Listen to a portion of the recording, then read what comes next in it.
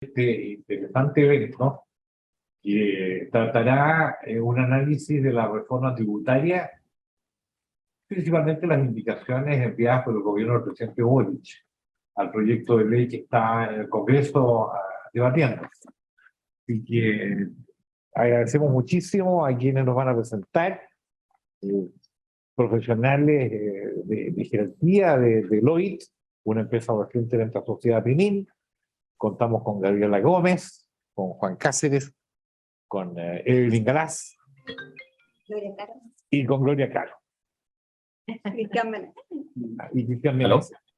Entonces, felices de poder dar este consejo, como tradicionalmente lo hacemos en APININ, para que nuestras empresas asociadas sepan efectivamente las normas a las que podemos estar afectos el día de mañana, seguramente a contar del ejercicio comercial presente, tributario siguiente, como son las normas vigentes, ¿no es cierto?, en materia tributaria en general.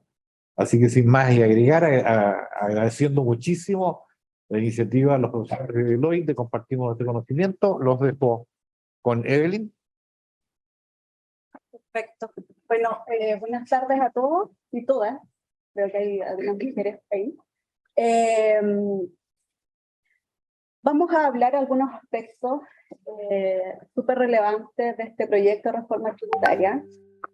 Obviamente no vamos a hablar de todo el proyecto porque son más de 240 hojas el proyecto con una tela de araña en lo que tiene que ver con normas transitorias, ¿ya? Pero vamos a ver los principales aspectos que han sido de interés también de la prensa.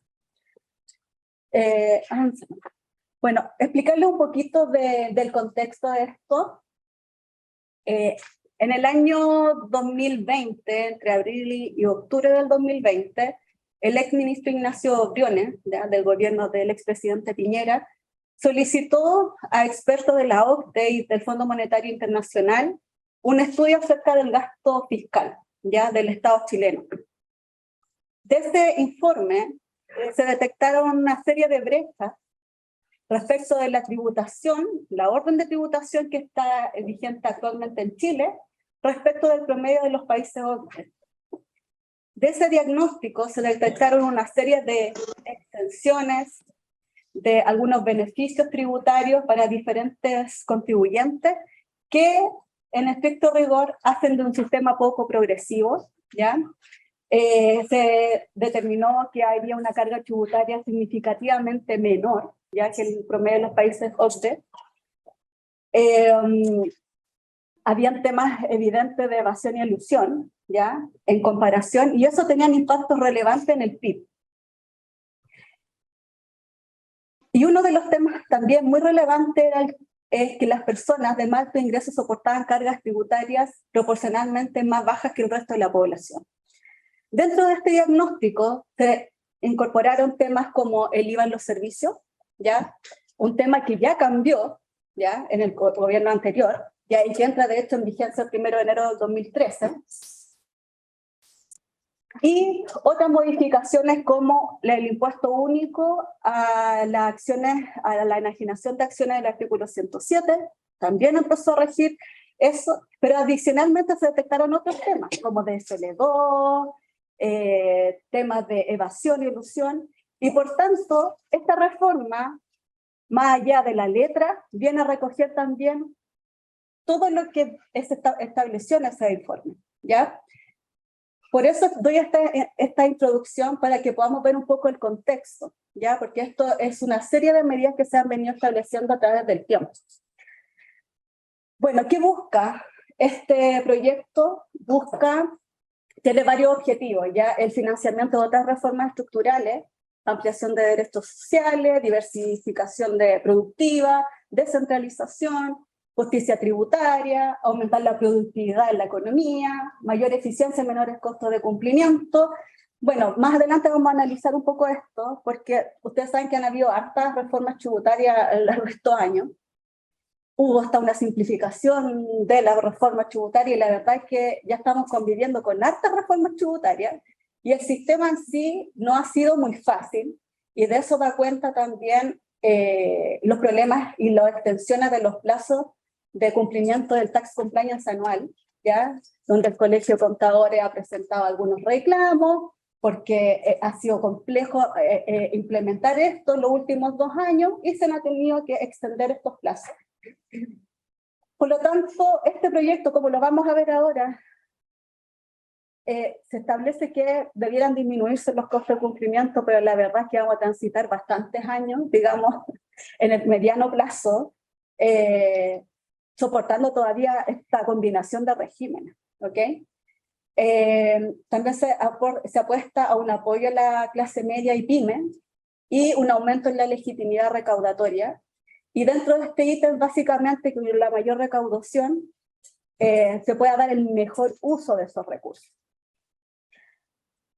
Bueno, vamos a entrarnos a algunos temas que tienen que ver con las principales modificaciones a nuestro juicio sobre la ley de impuesto a la renta. Más adelante vamos a ver algunas modificaciones puntuales de la ley de IVA, algunas otras leyes que también se tocan con estas modificaciones por adecuaciones, nuevos impuestos establecidos, nuevas leyes. Bueno, el primer ítem, que la verdad, en todos estos diálogos que hubo sociales para que esto fuera un pacto social, esta reforma, la verdad es que nunca se escuchó de esta reducción del impuesto de primera categoría. En lo personal fue una sorpresa. Se establece una reducción del impuesto de primera categoría de un 27 a un 25%, pero esto condicionado, ¿ya? ¿Condicionado a qué? A que las empresas del artículo 14A, actuales, las grandes empresas, inviertan y gasten, ¿ya?, en los siguientes gastos para aumentar la productividad, que tienen que ver con los gastos de investigación y desarrollo, gastos de registro y protección de la propiedad intelectual, gastos relativos a certificación en normas ISO, gastos de adquisición, manufactura y servicios de alto contenido tecnológico, y otros de bienes y servicios desarrollados con apoyo público de Corfo. Si yo incurro en este tipo de gastos hasta un 2% de la renta líquida, yo no voy a tener que pagar esta tasa de desarrollo del 2%. Pero si no incurro en este tipo de gastos, voy a seguir pagando un 27%. Por lo tanto, esto no significa a priori que se reduce, por lo tanto hay que estar evaluando este tema. Y en caso de pérdidas tributarias del ejercicio, tampoco se entera esta tasa adicional por desarrollo. Sin embargo, en el proyecto no queda claro qué pasa con esos gastos, ¿ya? Si van a ser permitidos o no deducirlo de renta líquida. Sí. Y yo también entendería que sí, ¿ya? Pero no lo dice en forma explícita, por lo tanto hay que ver si van a introducir alguna indicación, o después de aprobarse este proyecto tendría que salir alguna instrucción del Servicio de Impuesto Interno. La vigencia de esto a partir del 1 de enero del año 2025. Un par de comentarios de Sí. esta de gasto protección de la propiedad industrial. Desaparece la propiedad industrial en la propuesta constitucional. Eso estaría fuera de aplicación a futuro si es que se aprueba el texto. Y lo otro, en realidad, si hay pérdida, pueden deducirlo como gasto, porque el gasto está claro que los objetivos son gastos necesarios para producir la renta. Pero bueno, siempre se puede cuestionar, ¿no? Recordemos que esto tiene la finalidad, esta modificación tiene una finalidad recaudatoria. Entonces, como van a poder ver, hay hartas cosas que son un poco inconsistentes, digamos, pero hemos hablado, y los expertos nuestros también, que están representando Taxes Legal, están con algunas reuniones con Hacienda para ver y recomendar algunas indicaciones, modificaciones de lleno, y entendemos que la próxima semana se va ya a trabajar en este tema con indicaciones a este proyecto propiamente tal. Avanzamos. Gracias. Otro tema irrelevante es el tributo al diferimiento de impuestos finales, que es este diferimiento, son todas aquellas utilidades acumuladas que van a estar en 2 registros puntuales, que los voy a comentar más adelante, y se establece una tasa de un 1,8% sobre estas utilidades acumuladas por la postergación de los impuestos finales. Esto aplica a empresas cuyos ingresos provengan en más de un 50% de las rentas pasivas. ¿Y qué vamos a entender por rentas pasivas? Dividendos, intereses o arriendo de inmuebles, ¿ya? Excepto las instituciones financieras que se dedican a esto, están excluidas. Y esta es una determinación que se va a estar aplicando anualmente, ¿ya? Todos los años. Todos los años. ¿Ya? Este es un tema súper relevante porque en estricto rigor, quienes por lo general tienen esta conformación de renta son las empresas holding. Y no necesariamente las empresas holding se crean para postergar impuestos finales, sino que también hay un tema de estructura de financiamiento, ya para no contaminar los otros RUT, y tienen la capacidad y la solvencia para representar a los otros RUT, empresas quizás un poco más chicas, filiales, ante las instituciones financieras para acceder a créditos para financiar los proyectos. Este tema se ha levantado ya también a Hacienda, porque este impuesto, en estricto rigor, voy a tener que estar haciendo y revisando los ingresos todos los años, ya el tratamiento de los ingresos, porque puede darse, por ejemplo, que una empresa de ingeniería, ¿ya? Una empresa de ingeniería en un año tenga un proyecto activo, ¿ya? Y por lo tanto sus ingresos de la operación van a ser mayores que si recibiera un dividendo de una empresa operativa, ¿ok? Pero puede que el próximo año no tenga estos ingresos operativos porque no tengo proyecto, ¿ya? Y por lo tanto la situación y la calificación de esos ingresos quizás sí va a superar esos ingresos al 50% producto de dividendos que pueda recibir desde las operativas, y por lo tanto ahí sí estaría afectado. ¿Ya? Por lo tanto, esto es un tratamiento que vamos a tener que estar analizando año a año, el comportamiento de esta. Y dice que no es aplicable a entidades operativas, pero tampoco la norma establece que vamos a entender por entidades operativas, que por lógica debiéramos decir que se trata de aquella que es todo lo inverso al 50% de rentas pasivas, ¿ya? Y esto entra en vigencia el 1 de enero del 2025. Bueno, acá se generan una serie de limitaciones a la exención y beneficios tributarios, ¿ya? Que fueron detectados en este informe que les mencionaba al inicio. Se establecen algunos que no son muy comunes, digamos, que no se deducirán los gastos que tengan como causa el dolo o culpa grave del contribuyente. Los gastos, se establece también en el 31, los gastos que afecten en más de un ejercicio deben ser rebajados considerando una correlación en los periodos que se generan los ingresos. Y aquí la norma no es muy explícita, ya que vamos a entender por esto, porque si bien anteriormente esto existía, ya no sabemos cuál va a ser el alcance de esto, de esta reincorporación, por cuanto, por ejemplo, los gastos de marketing, ya de un proyecto, de un lanzamiento de un nuevo producto, yo voy a incurrir en gasto hoy día para una campaña de publicidad, sin embargo, no desconozco cuándo voy a producir los ingresos asociados a esa campaña. Por lo tanto, me puedo tomar el gasto hoy día, cómo voy a proyectar los ingresos y cómo me voy a ir consumiendo ese gasto si no lo tuviera que reconocer. Por lo tanto, ahí no hay claridad. Otro punto importante es dos modificaciones al artículo 31, número 9. Uno, que son los gastos de organización y puesta en marcha, que establece en forma explícita, pero sí ya se entendía por pronunciamiento del Servicio de Impuesto Interno, que cuando se producía el término de giro de existir un importe pendiente de amortización, yo lo podía considerar como gasto al término de la vida de esta entidad. Pero hay un tema muy relevante que se trata del goodwill tributario. El goodwill tributario, para quienes no están al tanto de eso, corresponde al mayor valor del pago que hace una entidad por otra, y ese costo es mayor al patrimonio que se recibe de la que se va a absorber.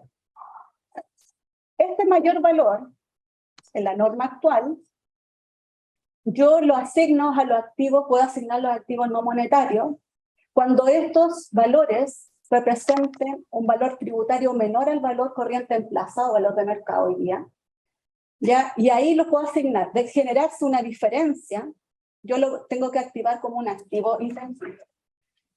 Pero ahora el proyecto viene y nos dice que se va a asignar considerando valores de mercado, ya no habla de valores corrientes en plaza, y me limita el uso y la asignación de este goodwill tributario a aquellos que no pueden asignarse activos totalmente depreciados.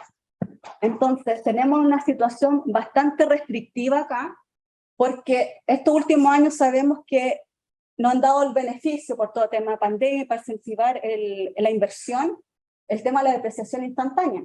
Por lo tanto, hoy día yo podría comprar y hasta el 31 de diciembre de 2022 todavía gozamos de ese beneficio. Puedo comprar una maquinaria y acogerme a la depreciación instantánea y el valor de eso tributariamente va a ser 0 o 1 peso. ¿Ok?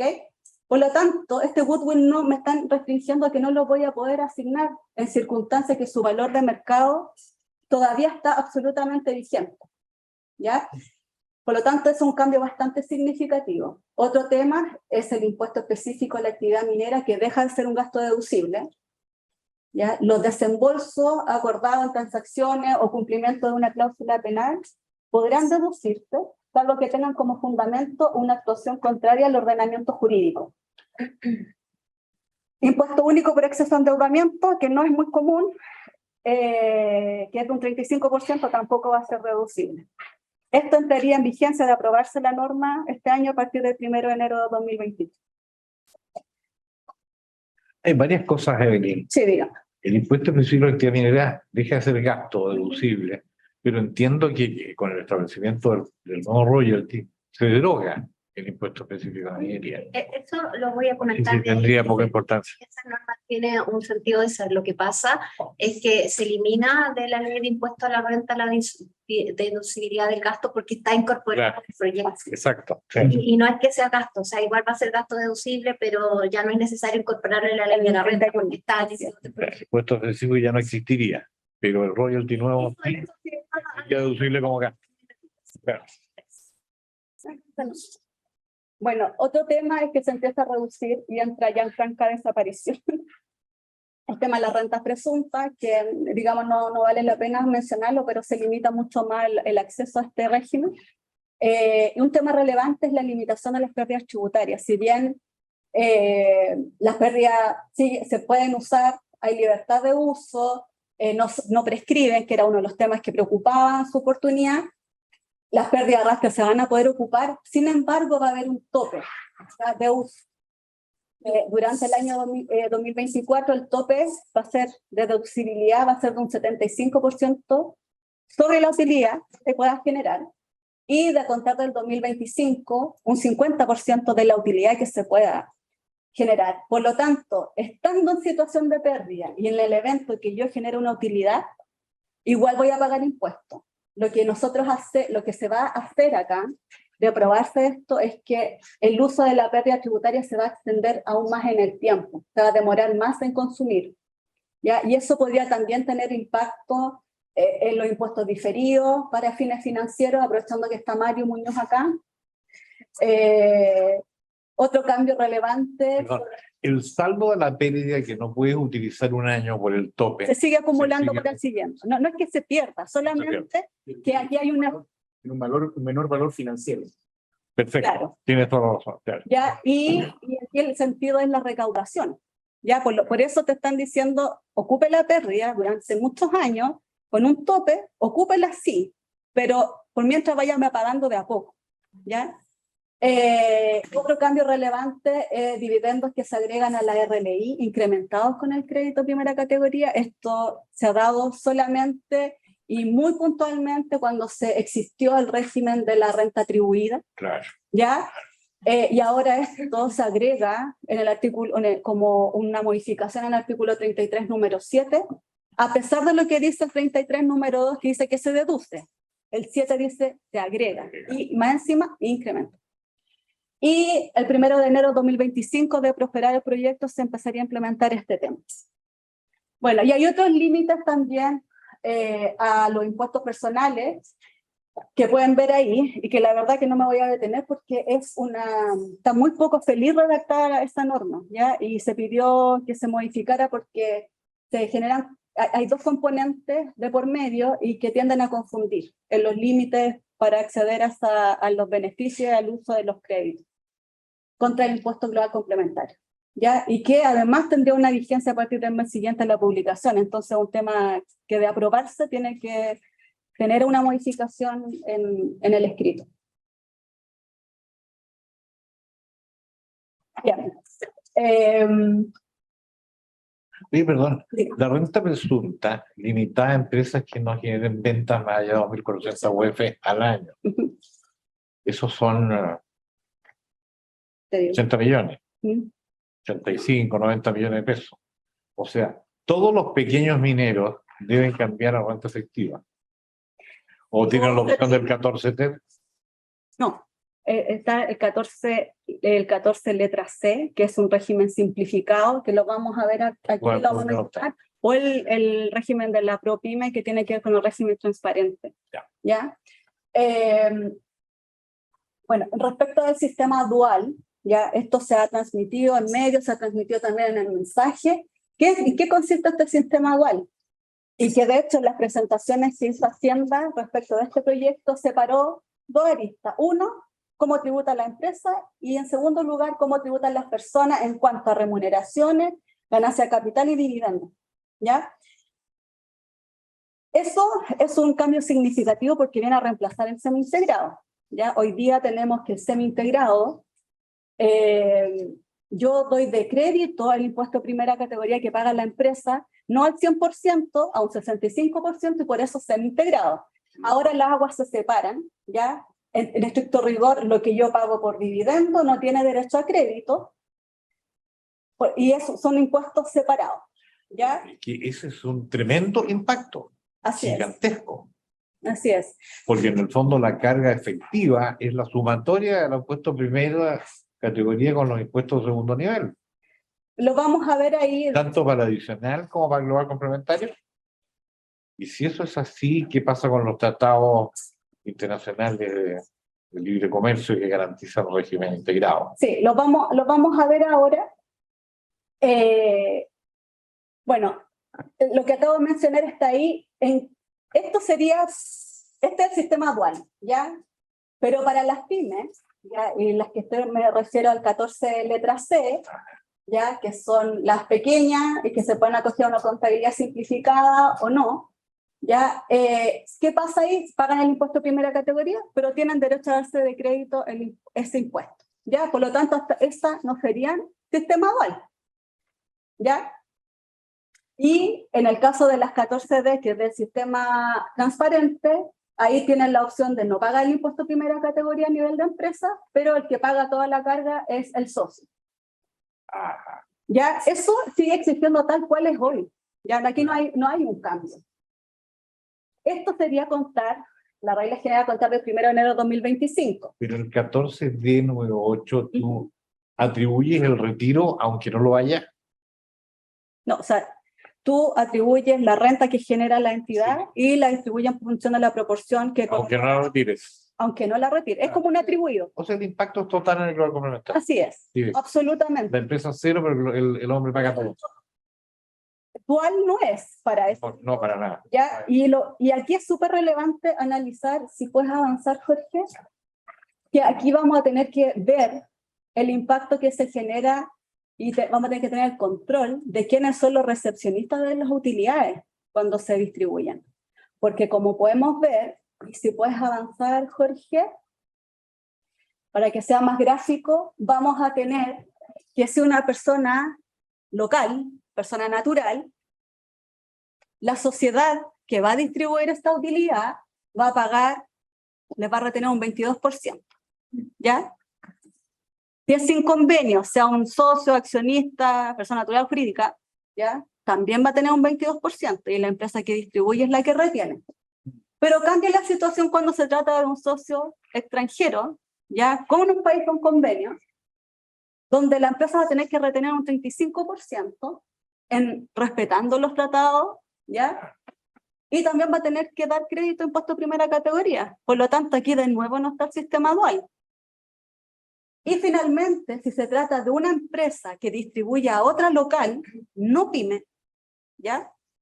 Que eso es algo muy común, la sociedad que distribuye va a tener que certificar cuánto es lo que distribuye y cuánto crédito va a recibir la otra. Claro. Por lo tanto, esto es un sistema absolutamente híbrido, no es dual, no está separada, ¿ya? Porque siguen existiendo en algunos casos el crédito de impuesto de primera categoría. Sí. Avanza nomás, por favor. Bueno, y aquí tenemos una explicación numérica al respecto. Está lo verde, inicialmente lo que les manifestaba inicialmente, está el accionista local, global complementario, el accionista sin convenio y con convenio al lado.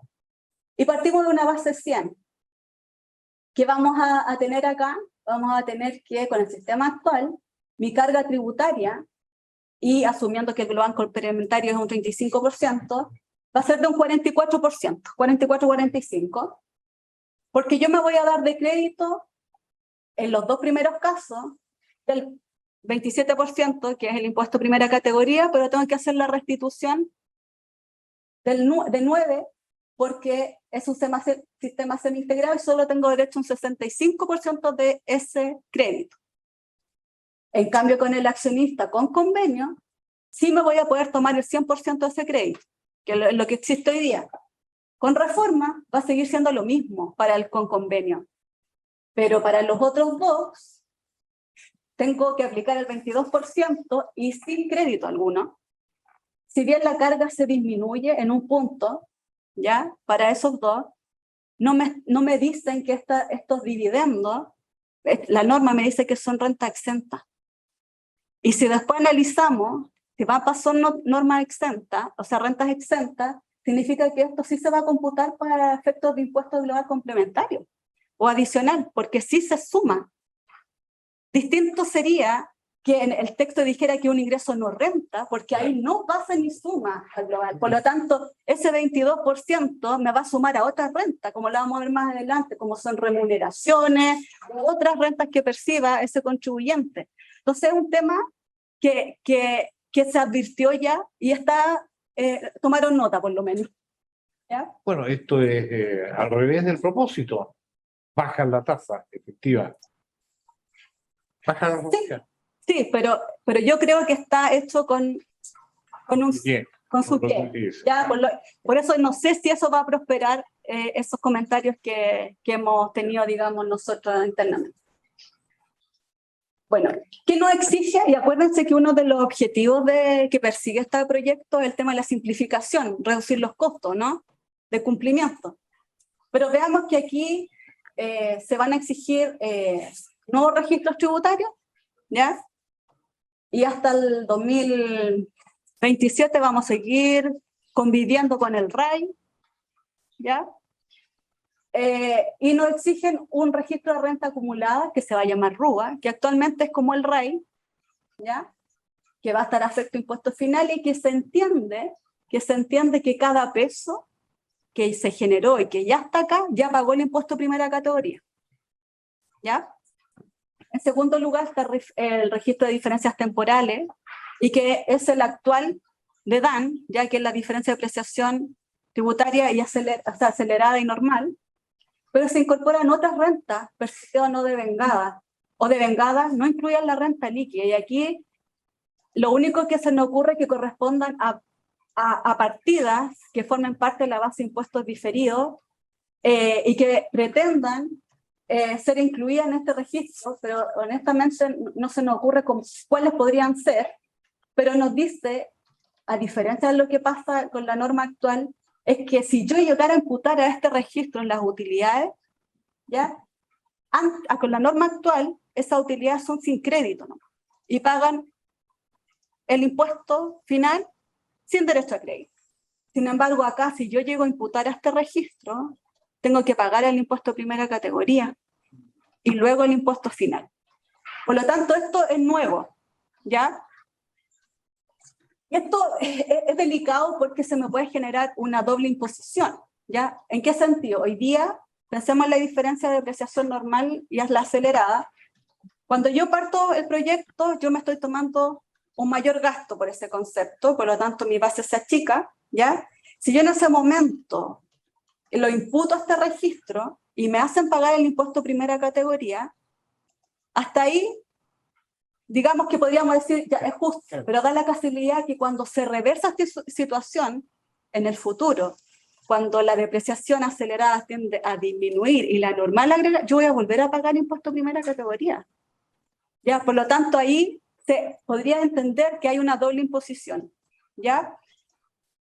La misma situación, bueno, más adelante voy a hacer referencia a lo mismo. Hoy día se mantiene el REX, ¿ya? Tal como existe hoy día, tributación cumplida por aquellas que se acogieran al ISFUT, el impuesto sustitutivo anterior, renta exenta, ingresos no renta, ¿ya? Pero ojo que las rentas exentas afectan la progresividad en el global complementario y también se consideran para fines de impuesto adicional, ¿ya? Téngase presente eso. Bueno, esos son los 3 registros nomás que se mencionan en el proyecto, pero da la casualidad que, como vimos anteriormente, había muchos créditos que había que tener el control de los créditos impuestos de primera categoría. Año por año. Pero aquí no se menciona el SAC, que es el saldo de créditos de primera categoría. Por lo tanto, en estricto rigor, aunque no lo menciona la norma, igual lo voy a tener que controlar. Porque van a haber situaciones que sí voy a tener que asignar créditos, dependiendo del contribuyente que se trate. Bueno, en cuanto al orden de imputación de los registros, están establecidos acá en esta presentación de acuerdo como lo establece la norma, que en estricto rigor no cambia mucho lo que es actualmente. Primero a la utilidad acumulada, segundo al DEDAN, o RDT, renta exenta, utilidades contables, en exceso de las tributables. Y acá, nuevamente, me afectan eso con impuesto de primera categoría, en la misma situación que le explicaba anteriormente para las diferencias. Pagaron, la utilidad acumulada. ¿Le pagaron? Pero exceden las tributarias, ¿ya? Respecto a la financiera que exceden los tributos, Así es, tienen que pagar impuestos por la categoría. así es. Hoy día en la norma actual se van sin crédito nomás, pero se van a pagar impuestos finales. Lo mismo que pasa en el caso que les mencioné anteriormente. Bueno, si me llevo esas y así todo me queda por asignar en la distribución, lo imputa a capitales, a la devolución de capital, y eso no ha cambiado, artículo 16, e ingreso no renta. Pero te requiere autorización previa de impuestos internos. Eso disminuir. Sí, entiendo. No estatutariamente, sino que de hecho ¿No? se elimina. Y bueno, y así todo, si excediera de este monto, volvemos a que tiene que estar afecto, porque ningún peso que salga no puede haber pagado el impuesto primero. Es como esa es la lógica. ¿Ok? Bueno, todo esto registra al 31 de diciembre para efecto sacar la cuenta y la calificación tributaria que vayan a tener estas distribuciones. Pues, ¿No consideran que el retiro de rentas no tributarias al pagar impuestos de primera categoría debieran de imputarse ese impuesto a futuras utilidades tributarias para efectos de primera categoría? No. O sea, te hacen pagar impuestos por utilidad que no son... No hay un mecanismo de compensación. ¿Ya? No hay. Rompen varios principios tributarios, ¿no? Bueno, otro tema relevante y que fue no esperado, digamos, que se establece un impuesto sustitutivo. Un impuesto sustitutivo para las utilidades que no han sido retiradas y que se mantienen en el RAI, ¿ya? Acuérdense que el impuesto sustitutivo que se estableció anteriormente era para consumir el FUT, Fondo de Utilidades, que existió hasta el 31 de diciembre de 2016. Ahora lo que se pretende con esto, ¿ya?, es poder consumir y hacer tributar con este impuesto especial a aquella utilidad acumulada que estén en el registro RAI, ya que es el actualmente vigente. Al igual que los otros sistemas que se establecen en el impuesto sustitutivo, yo voy a poder acoger todo o parte. Se debe dar de preferencia a las utilidades que provengan del FUT, ¿ya? Pero acá obviamente todo lo que son las utilidades que provienen del 31 de diciembre de 2016, ¿se entienden? Incluían el RAI, ¿ya? Por lo tanto, aquí es netamente un tema operativo de anotación. ¿Y cuáles son las tasas? Al 31 de diciembre de 2022, 23 y 24. Voy a tomar los saldos de esos años, dependiendo de la fecha en que me quiera acoger a a este impuesto sustitutivo con tasa de 10% para ser pagado durante los años correspondientes al año siguiente de cada periodo, 2023, 2024 o 2025. Si yo me acojo en el 2025 con los saldos del RAI que tenga hasta ahí, o 2026, perdón, la tasa va a ser simplemente a un 12% para ser pagado en el año inmediatamente siguiente, 2026 o 2025. Los anteriores impuestos sustitutivos yo podía ocupar los créditos por impuesto primera categoría contra este impuesto sustitutivo, ahora ya no, ¿ya? Sin perjuicio de que las utilidades que se afectan sí van a consumir crédito. Entonces aquí nuevamente me aparece el registro de crédito, que no está como obligatorio, pero sí tengo que reducirlo. Y se incorpora en el registro REX las cantidades acogidas a este nuevo sistema, ¿ya? Porque van a tener una tributación cumplida. Y aquí hay que tener una especial consideración, porque podrán decir, muchos han hablado de una desventaja que no genera un incentivo como la anterior versión del impuesto sustitutivo, porque aquí te exigen que tengas que seguir el orden de imputación de la distribución, ¿ya? Por lo tanto, para poder llegar al REX, primero tienes que pasar por el RUA, luego el RBT, que es la de diferencias temporales, para luego llegar al REX, ¿ya? Antes era todo evento, me salto cualquier orden de imputación y me llevo todas esas utilidades si es que quisiera, sin orden de imputación, ¿ya? Pero no hay que ver vaso medio lleno, si esto llega a prosperar.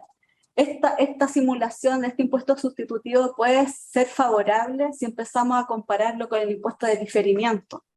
Pensemos que en 10 años con el impuesto de diferimiento de la utilidad yo voy a pagar, si era un 1,8 anual, estaría pagando un 18%. Por lo tanto, si proyecto distribuir, quizá me va a convenir acogerme a esto, porque no va a pagar el impuesto de diferimiento, porque el impuesto de diferimiento se calcula sobre el RUA y el RBT. Y estas pasan al REC, por lo tanto no computarían para el impuesto del diferimiento y ya habrían tributado totalmente esos impuestos con estas tasas. Por lo tanto, ya hay clientes que están haciendo proyecciones respecto a si prospera esto para ver qué es lo que conviene, ¿ya? Y eso es una invitación que les hago a que evalúen este tema, ¿ya? Porque si bien puede no ser atractivo, si prospera el impuesto de diferimiento, ¿ya? Que es bastante probable, puede ser una salida conveniente, ¿ya? Y aquí el único problema, y que el otro también lo va a tener, es un tema de con qué caja pagamos esos impuestos, ¿ok? Eso, en cuanto al impuesto sustitutivo. Otro cambio relevante que les mencionaba anteriormente con el informe, es que el mayor valor de las acciones con presencia bursátil, las que están contenidas en el artículo 107 de la Ley de la Renta, con la ley que salió la 21420, establece que hasta el 31 de diciembre de este mes, cualquier enajenación de este tipo de acciones va a ser ingreso no renta, pero a partir del 1 de septiembre ya está establecido que va a ser un 10%, ¿ok? Y en esa ley hay una norma permanente y transitoria sobre las posibilidades de considerar el costo. ¿Qué costo voy a considerar en comparación al precio para poder determinar este mayor valor? Y hay dos opciones ahí. Ya el que sea más conveniente, ¿ok? Sin embargo, este proyecto, ¿qué viene a hacer? Que a contar del 1 de enero del 2024, estos mayores valores van a pagar un 22, ¿ya? Y en el proyecto no existen posibilidades de invocar costos tributarios alternativos como sí está en la ley actual, ¿ya?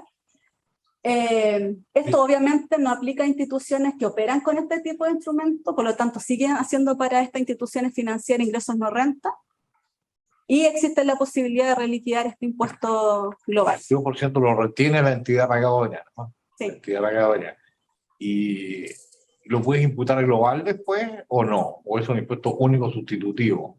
Este es un impuesto que se puede reliquidar en el global complementario. Ya. O sea, te devuelven parte del 22 o pagas más. Así es. Cada superior. Sí. Eso requeriría de prosperar este proyecto a contar del 1 de enero de 2024. Y el impuesto sustitutivo que mencionaste sobre la utilidad acumulada, ¿te paga se paga por una vez. O sea, tú puedes coger todo parte de tu RAI y por año, ¿Ya? pero va a depender de los flujos que puedas tener tú para poder pagar ese impuesto Sí, pero si no hay flujo, está todo en inmuebles, por ejemplo. Ahí tienes que evaluar, que es lo que les mencionaba, tienes que evaluar si proyectas hacer distribuciones o cambiar la calificación tributaria de esto, porque acuérdate que va a estar el impuesto de diferimiento. El impuesto del diferimiento del 1,8 anual se toma sobre la renta acumulada. Y esta renta acumulada, en 10 años te va a pagar un 18%. Claro, que la renta acumulada es toda, ¿no? Por eso, Todo el capital se supone que... pero si tú evalúas el impuesto sustitutivo, tienes unos años un 10% y un 12%, cambian de categoría, ya salen del RUA o de las diferencias temporales y pasan al REX. Por lo tanto, ahí hay que evaluar qué me conviene más. O sea, financieramente el 1,8, seguramente. Va a depender, Claro. va a depender. Por eso hay que hacer las evaluaciones. Y por último, algo no menor, que nos toca a varios, se produce el aumento de las tasas marginales de las personas que obtienen más de un 70 UTA, y algo bastante relevante es que, como les comentaba, originalmente los dividendos, ya este 22% en cuanto a todo lo que son la renta de dividendo, de intereses, todo eso son rentas, van a pasar a ser renta exenta ese 22%. Por lo tanto, si me computan, si yo tengo remuneraciones, sí me computan para efectos del global complementario o el adicional. Por lo tanto, la recomendación nuestra, y que ya lo conversamos y se planteó y se tomó nota, se supone, es que esas rentas, para que no se contaminen y no contaminen otras rentas como son las remuneraciones, sean ingresos no rentas, para que no pasen por global. Y aquí hay un cambio súper relevante porque si se fijan, en el régimen actual, 310, por más de 310 UTA al año, ya que son 16 millones y algo, ahí recién se graban hoy día con un 40%. De prosperar el proyecto, sobre 8 millones yo voy a pagar un 43%, por lo tanto es bastante relevante el cambio, ¿ya? Bueno, esos son como los principales. Y sobre un poco menos ya vas a pagar más, pues. Me permiten interrumpirlo. Van subiendo los últimos 3 tramos. Lo que pasa es que 3% de los contribuyentes. acá no solamente aumenta la tasa marginal, sino que bajan los tramos. Así es. Por tanto, el efecto es masivo. Doble. Muy masivo. Acá yo ya lo hice para mí y no me y revisé el Excel con la lista y no, todavía no lo creo. Es bastante masivo, entonces es una cosa que sí se tiene que estimar, y más encima eso necesariamente va a implicar que las remuneraciones van a subir menos porque alguien va a tener que asumir el costo. O sea, hay un tema también en temas Depende cómo esté pactado el laborales. contrato, si es líquido o bruto. Claro, laborales, porque más encima, no sé, pues si va a ser menos atractivo, si yo les voy a terminar pagando menos a los trabajadores, mantenerlos en la compañía con los problemas que hay ahora. Entonces también eso... ¿Hay doble efecto? Dice, tú bajas los tramos y aumentan las tasas marginales. Bajan las 3 tramos. Claro, bajan aumenta la tasa marginal al 43. Sí, y baja el tramo. Y bajan los tramos. Entonces el efecto El efecto es doble. De hecho, yo creo que afecta más la baja De los tramos. de los tramos que el aumento de la tasa. Y el tema acá es, según las estimaciones que establece el mensaje y todos los estudios económicos que se hacen al respecto, afectaría a un 3% de la población. Yo creo que es mayor. Yo soy abogado, entonces yo no le pego mucho el Excel. Pero si alguien no quiere, tiene las mismas limitaciones que yo, que va a pagar un 30% más todos los meses de más o menos SLP. 30% más. Sí, de impuestos. Entonces yo veo mi liquidación de sueldo. Lo calculaste ya. O sea, claro, estoy hablando de un margen, no... Sí. Pero si alguien no, Sí, no, calcula, es un número, pero si yo quisiera de alguna forma ahorrarme el Excel o no pelear el Excel, es un 30% más del impuesto. Digamos, en algunos, digamos... El líquido. Sí. Bueno, ahora los dejo con Cristian, que va a hablar de... Y estos son impuestos anuales que regiría, el impuesto global complementario es anual, regiría el ejercicio tributario siguiente al de la publicación de la reforma. Por lo tanto, te afecta este año comercial. Claro. Año tributario Sí, siguiente. porque lo declara el Esa es la otro norma año. general. Eso es lo que han dicho siempre. Esa es la norma general. ¿Ah? Sí. Pero el impuesto global complementario te afecta de inmediato en la liquidación mensual siguiente. O sea, El impuesto al trabajo, perdón. El impuesto al trabajo te afecta de inmediato. sí, pero la entrada en vigencia que establece la norma a contar del 1 de enero de 2023. Ahora, Pero ¿cierto? perdón, pero vigencia para los efectos del impuesto único al trabajo, ¿también? Sí, para Ya, ambos, eso te afecta en M. pero puede que si se aprueba, el problema de eso es que si se aprueba a posteriori, eso tiene un efecto retroactivo. Por lo tanto, van a tener que hacerse algunas reliquidaciones, Sí, seguro. y eso pasó con los proyectos anteriores. Pero el impuesto global complementario te afecta a los ingresos de este año.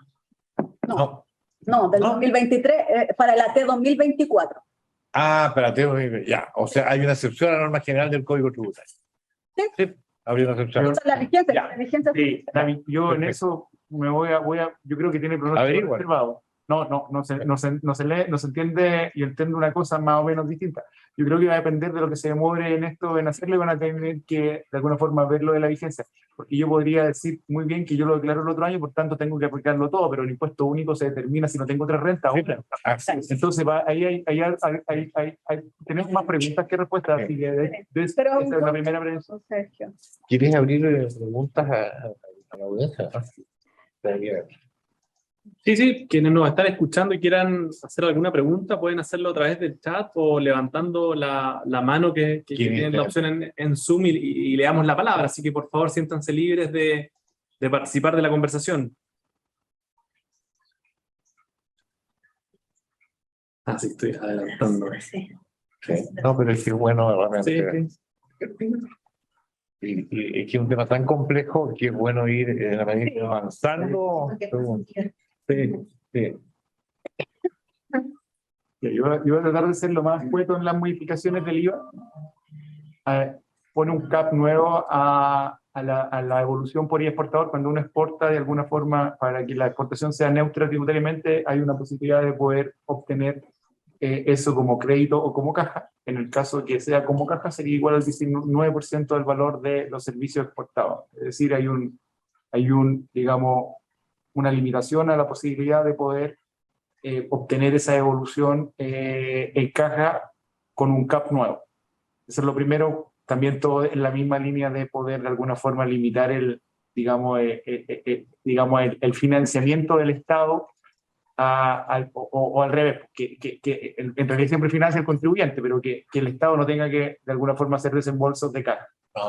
Esto también en el punto 2, que yo creo que es el más complicado del IVA, que todavía cada vez que hablo de él o que hablamos de él se nos imaginan problemas distintos, que dice que deja de ser un hecho grabado con el IVA, el arrendamiento lo viene a inmuebles amoblados, no con instalaciones, los amoblados. Las instalaciones siguen aplicando el IVA. Entonces, La diferencia más allá del valor del valor fiscal que se da vuelta. en el mensaje se puede aprender que tiene por finalidad ya medida declarada que de alguna forma evitar, digamos, estos desembolsos por el 27 bis, que son cuando yo tengo la caja, digamos, antes de poder usar el crédito.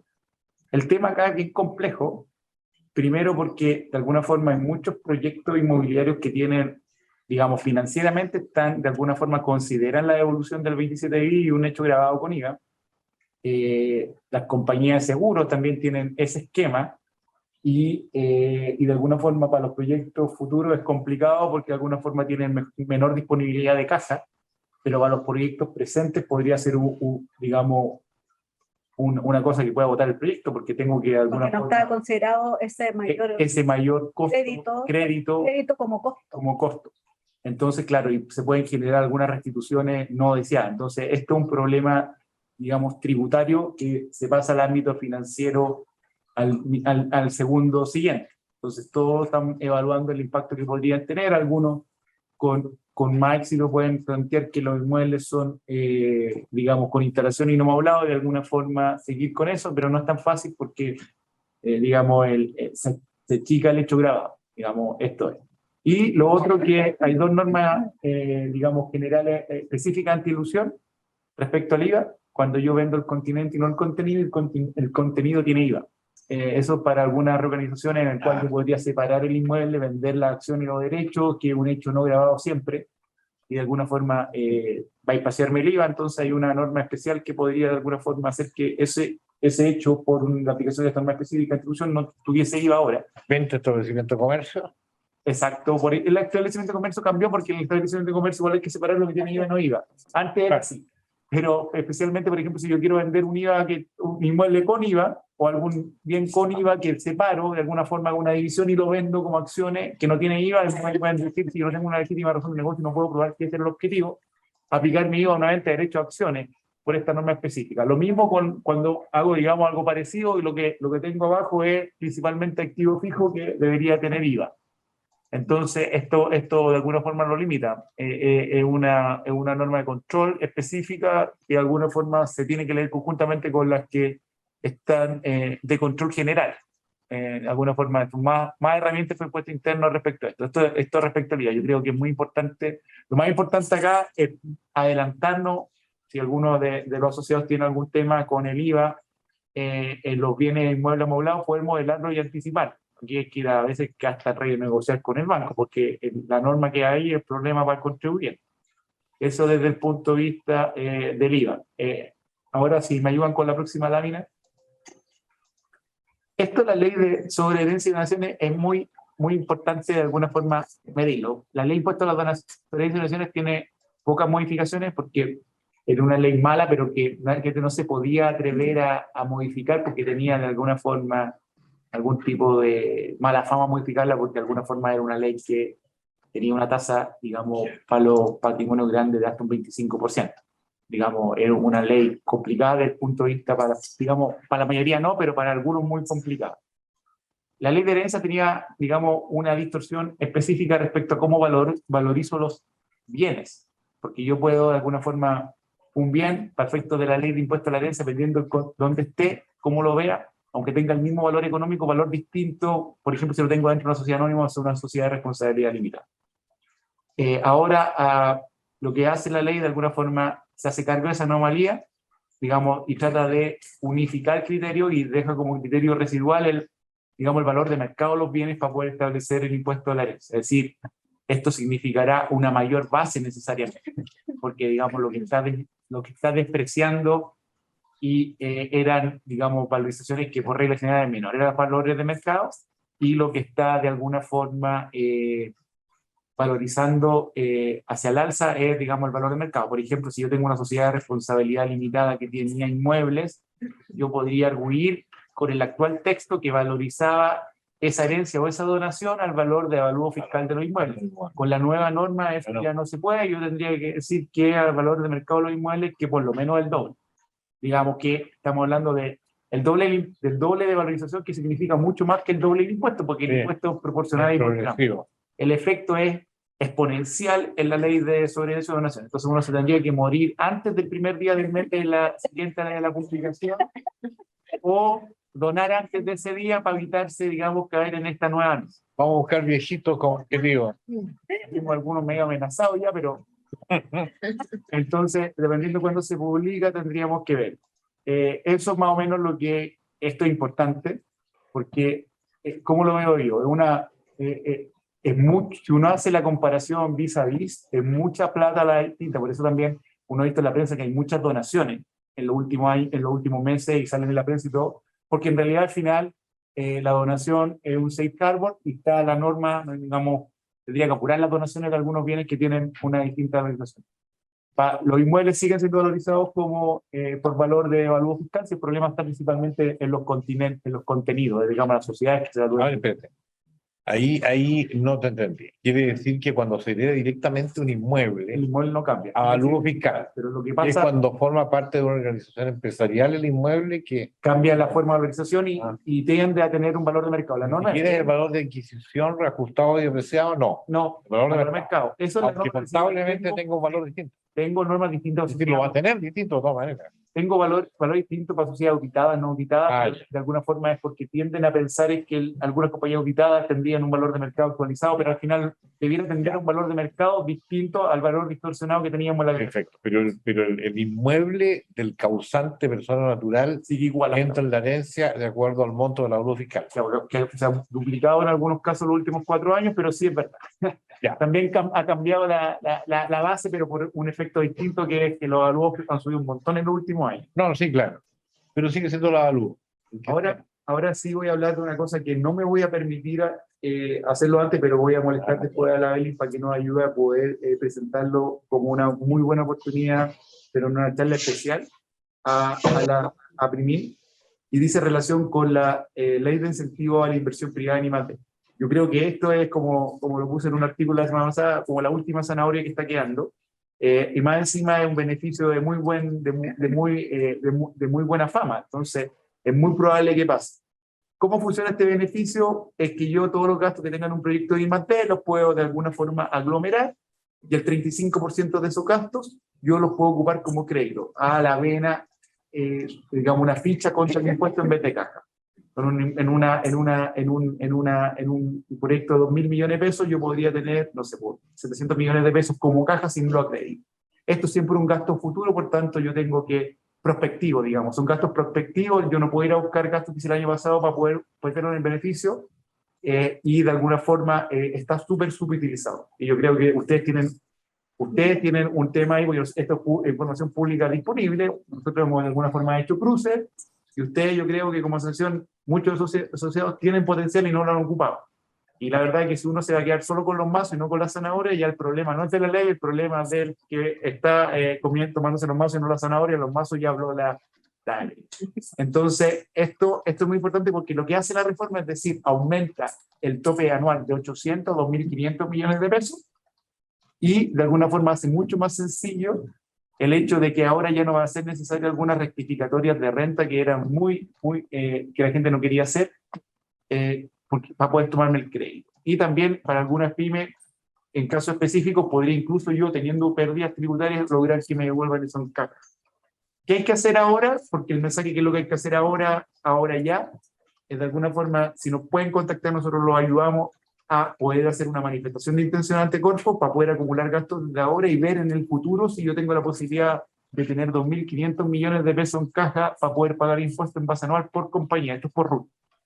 Esto empezaría el 1 de enero de 2023, pero esto, como siempre, es prospectivo y hay que hacer los casos, ver los casos, ¿cómo se llama? Es importante empezar lo antes posible. Esto podría dar para una charla. Hay muchos proyectos, porque en realidad tenemos una tipología de proyectos especiales para la industria. Hay muchas cosas que ustedes hacen que son pruebas.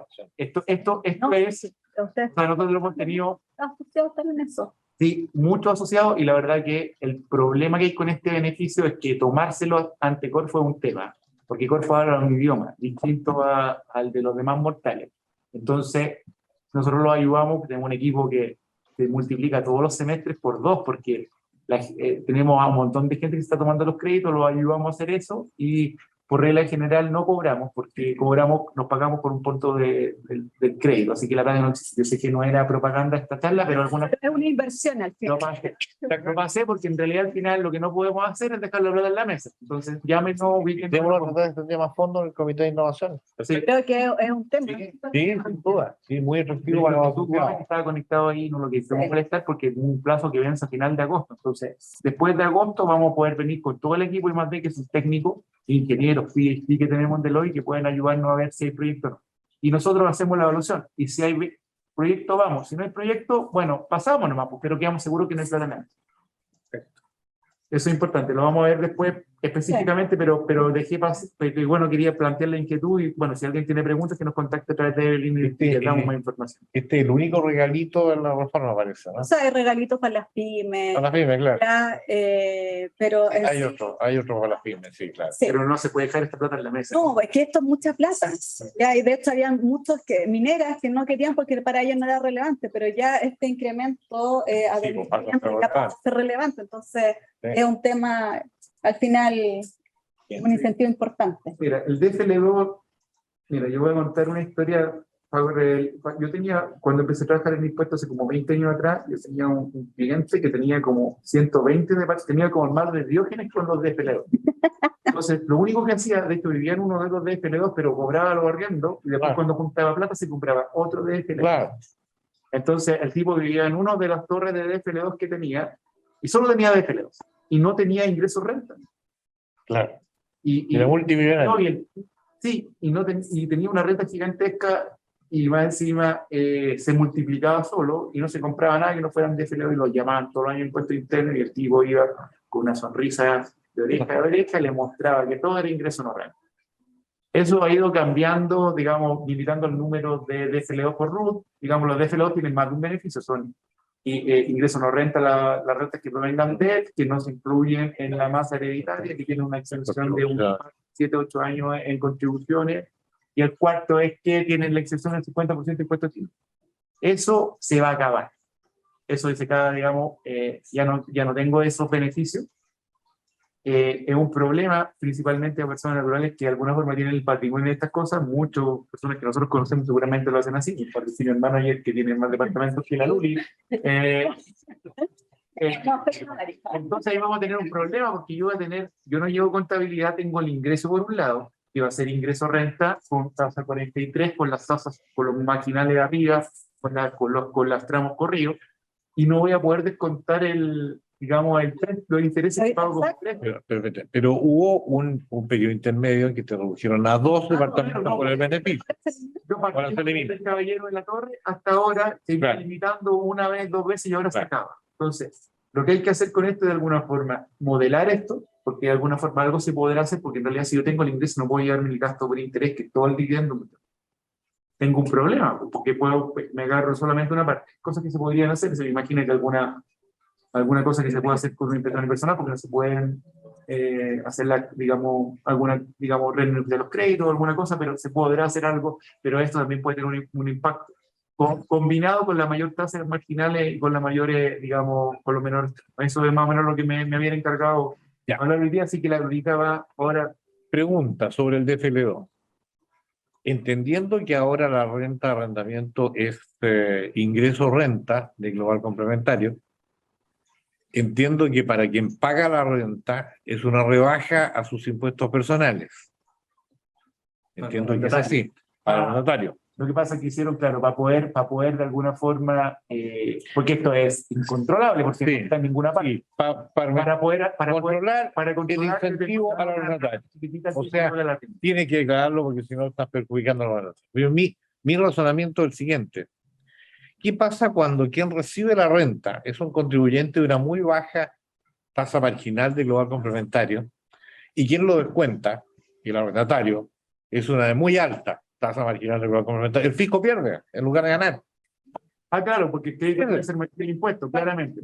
Pero no están apostando a eso. Están apostando al control.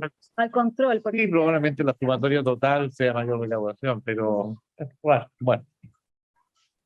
Está bien. Bueno, me toca a mí. Buenas tardes, yo les voy a comentar sobre el proyecto de Royalty Minero, pero creo que es importante, antes de hablar del proyecto minero propiamente tal, hacer como una breve descripción del impuesto específico a la minería actual, como para ver cuáles son los cambios que de estar vigente este proyecto implicaría con respecto a lo que se paga por el proyecto.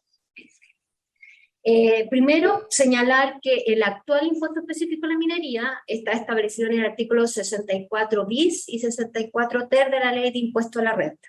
En términos generales, este articulado regula cómo se aplica el impuesto específico a la minería, establece cuáles son los tramos y las tasas aplicables, y todo esto se determina en función de las ventas anuales que registra el explotador minero. Importante considerar acá que para aquellas empresas mineras grandes, que son consideradas como explotadores mineros, que tengan ventas anuales equivalentes a 50.000 toneladas métricas de cobre fino, ellos determinan el impuesto específico a la minería en función del margen operacional minero. Y dependiendo de ese margen operacional, aplican tasas que van de un 5 a un 14%. ¿Qué quiero decir por esto? Tasa efectiva total. Sí, o sea, ¿qué quiero decir? Un ejemplo. Por ejemplo, una compañía minera determina su utilidad operacional dentro de la cual descuenta el gasto por depreciación, que es uno de los conceptos más importantes en la industria por la inversión que tienen que hacer. Entonces yo determino una utilidad y después, en función de esa utilidad, determino cuál es mi margen operacional. Y dependiendo del margen operacional, yo voy a las tablas y aplico esa tasa. Por ejemplo, recuerdo que para un margen operacional creo que de 58%, la tasa efectiva aplicable, porque estas son tasas marginales, es un 8%. O sea, determino mi utilidad y según el margen aplico esta tasa. Ahora, importante tener presente, que es lo que se muestra en el gráfico acá, el primero, es la contribución que se ha hecho al fisco por efectos de impuestos específicos a la minería. Esto es base del Servicio de Impuesto Interno, esto está en las estadísticas que tiene el servicio, entonces lo sacamos de ahí, y ahí se muestra que entre los años 2008 al 2021, cuánto ha sido la recaudación por concepto de impuesto específico a la minería, y si se fijan ahí, llama mucho la atención el año 2021, que récord se pasó, ha sido excepcional, que como ven ahí, solo el año 2021, solo por concepto de impuesto específico a la minería, la recaudación superó 1.300 millones de dólares. Y eso se debe a que las compañías mineras el año 2021 tuvieron márgenes espectaculares, El precio, ¿no? es espectacular. Precio, y eso fue porque en el gráfico de abajo, donde se ve la línea roja, el precio del cobre cerró, el precio promedio del año 2021 fue de $4,23 la libra. No así, si se fijan en la línea roja, los años anteriores, el precio de la libra de cobre fluctuó entre 2,8 y 2,9, lo que implicaba también que los márgenes operacionales no fueran tan buenos.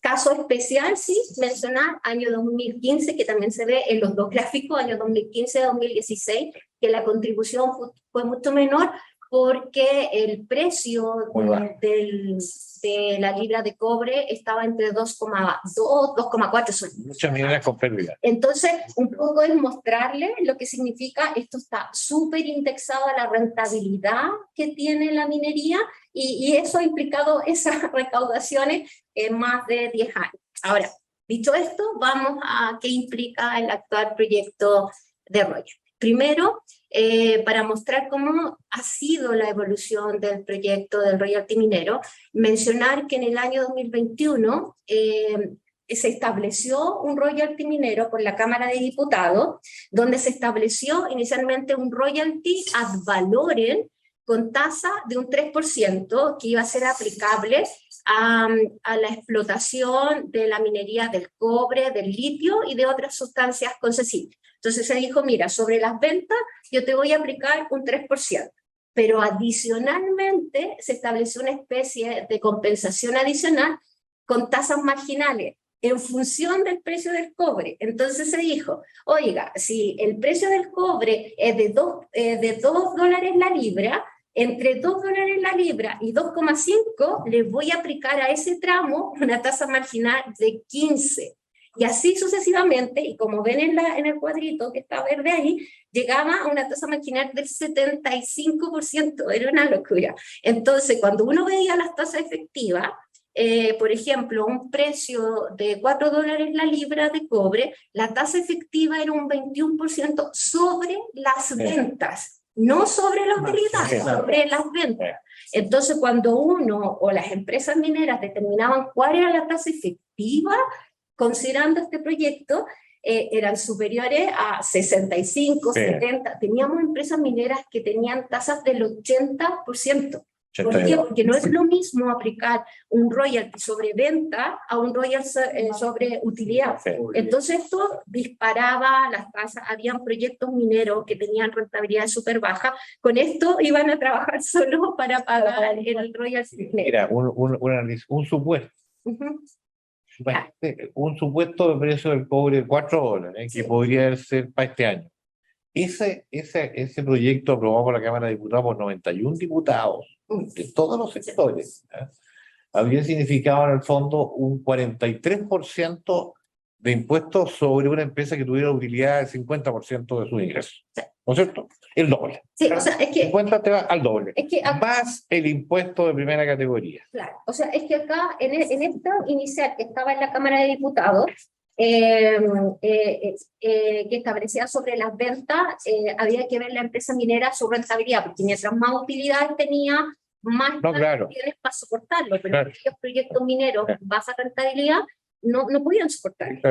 Claro, imagínate una empresa que tuviera 10% de utilidad sobre sus ingresos. O sea, en el fondo se te disparaba, pero sobre el 100%. No, era demasiado. O sea, nosotros, O sea, te comía toda la utilidad y tenías que pagar más impuestos aún. Se puede llegar a tener pérdidas producto que los costos se han ido incrementando también. Claro, no, sería una locura. Entonces, eso era una locura. Ya. Después, posteriormente, la Comisión de Minería del Senado estableció un royalty que es híbrido. Esto fue a comienzos del 2022, donde dijo, no, ¿sabes qué? El royalty va a ser la suma de dos componentes. Un componente que voy a aplicar sobre las ventas que advaloren, más otro, rentabilidad, como lo que hablamos antes. La suma de estos dos va a ser el royalty minero. En términos muy sencillos, acá se establecieron tasas efectivas sobre las valoren, que es precio de venta entre 1 y 3%, y unas tasas efectivas sobre el componente de rentabilidad operacional que variaban entre un 2 y un 8%. ¿Cuál es el tema acá? Que a diferencia del anterior, aquí el componente de rentabilidad se basaba en tasas marginales. Ya no eran tasas efectivas como el anterior, eran tasas marginales, por eso quedaba entre 2 y 8%, lo que hacía bajar la tasa.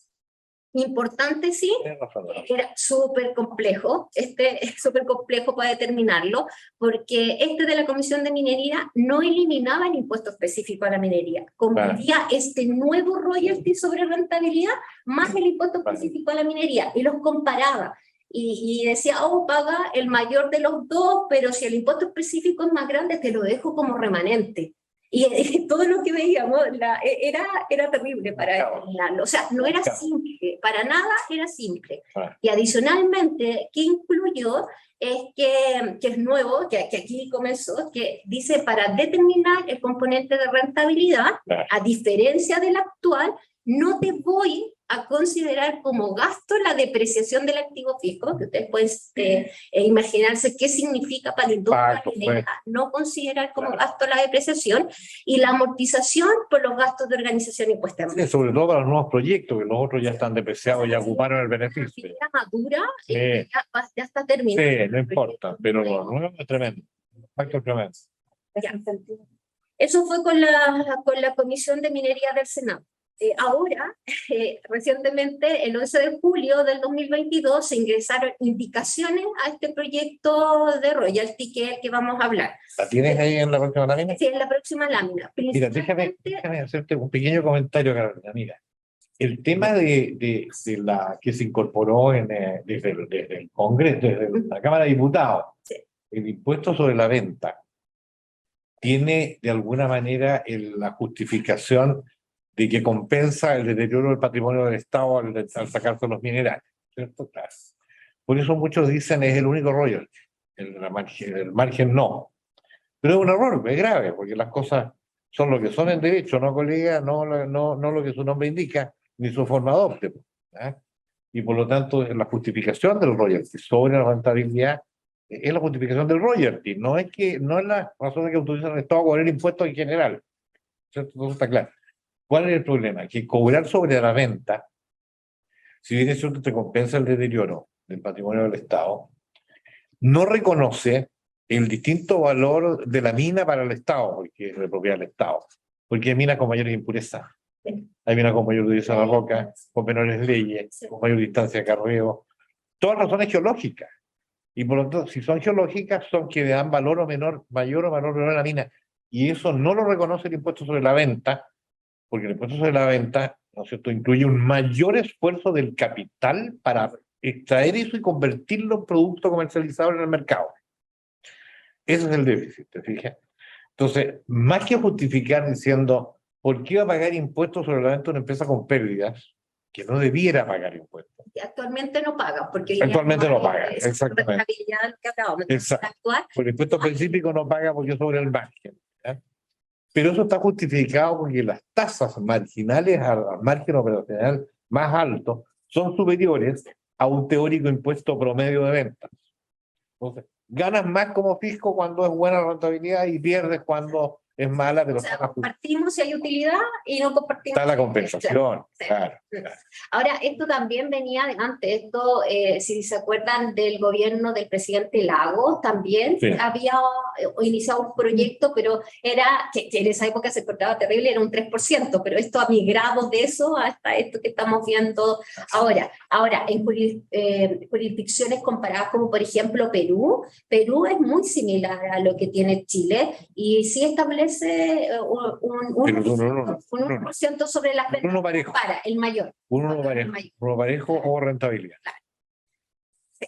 Ya, entonces ahora vamos al actual, que son las indicaciones que se incorporaron el 11 de julio recién pasado. Primero, en estas indicaciones lo que se pretende es aumentar la tributación de la gran minería del cobre. Nada más, ¿eh? Sí. Deja fuera Son otro mineral. efectos colaterales para otros minerales. Entonces, se pretende aumentar la tributación para la gran minería del cobre, al igual que lo que habíamos mencionado anteriormente, también es un royalty híbrido que está construido con la suma de dos componentes. Dicen, oye, el royalty, ¿qué va a ser? La suma de un componente ad valorem más un componente de rentabilidad. La suma de ambos es lo que vas a pagar por royalty minero. ¿Cómo se determina el componente ad valorem? El componente ad valorem se va a determinar en función de las ventas equivalentes a toneladas métricas de cobre fino, que antes no se hacía esta referencia a cobre fino, se hablaba de toneladas métricas nada más, pero ahora se especificó y dijo equivalente a toneladas métricas de cobre fino. Con respecto a las valores, si la compañía minera registra menos de 50.000 toneladas métricas, no paga ad valorem. Pero si la compañía minera registra entre 50 y menos de 200.000 toneladas métricas, se va a aplicar una tasa marginal sobre las ventas que va entre un 1 y un 2%, que en tasa efectiva es un 1 a un 1,6%. Esa es la tasa efectiva porque estas son tasas marginales. Y si la compañía minera tiene ventas equivalentes superiores a 200.000 toneladas métricas, también hay tasas marginales que dan del 1 al 7%, pero que representan en definitiva tasas efectivas del 1 al 4%. Aproximadamente con el precio del dólar a $5 la libra. Importante acá, que no estaba en lo que se había mencionado antes.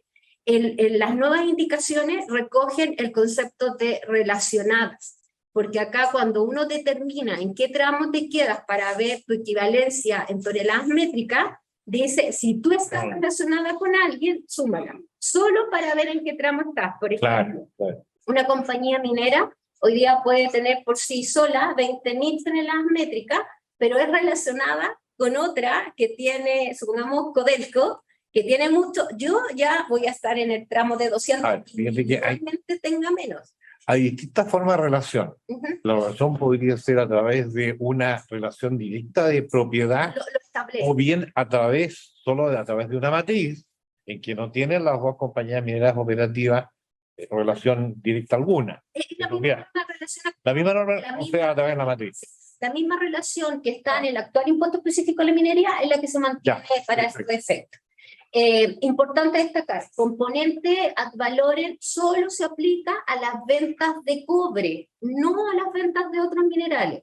Por ejemplo, en el supuesto, supónganse que una compañía minera de oro tenga el equivalente a ventas equivalentes a 200.000 toneladas métricas de cobre fino. Si uno ve la tabla, uno diría, sabes que cumples el requisito, tienes ad valorem.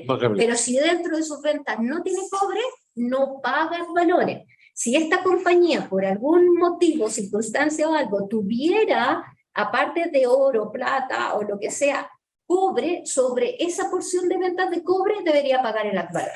Siempre que tenga más de 50.000 o más de 200.000. Pero para tomar las ventas, para tomar las ventas todo. Incluso las ventas del oro, sí, molibdeno, la plata. Son cobre, no el otro mineral. Mira qué curioso. Así, o sea, si tú lees cómo está redactado, se interpreta de esa forma. Parece que preferiría votar el cobre si es un bajo, ¿no? Claro. Lo voto. Sí. No lo vendo. Ya, eso es respecto de las valores. Con respecto al componente de rentabilidad, Acá dice que es aplicable a los explotadores mineros cuyas ventas anuales provengan en más de un 50% del cobre y superen el equivalente a las 50.000 toneladas métricas de cobre fino.